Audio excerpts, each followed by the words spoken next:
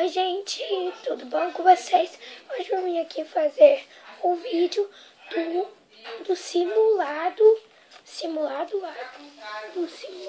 do primeiro bimestre, né, da continuidade que eu acabei de fazer até aí. Mostrei as provas do ano, né, as provas do ano que eu inventei. Eu vou mostrar o meu simulado do primeiro bimestre. Vamos começar. Aqui, ó. Falou sobre o tema, que é da água.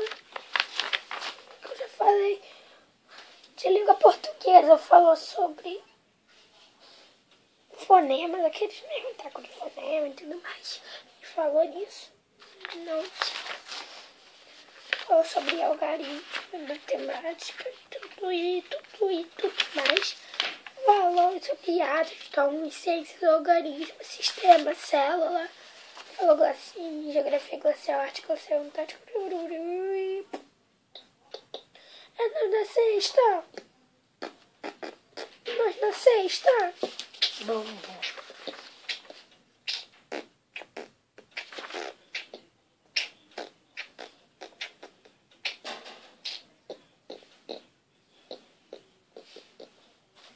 Então, gente, sempre soube acertar tudo em espanhol. E esse foi... Eu não mostrei nada, né? Só falei. No primeiro bimestre, agora que foi ontem,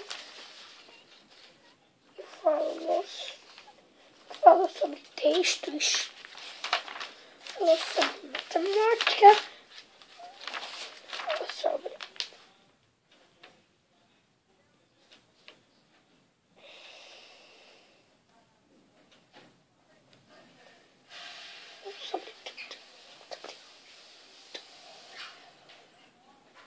Falou sobre tudo. Então foi esse o simulado. Calma aí, vem cá, calma aí. Esse foi o simulado, eu não mostrei nada, só falei.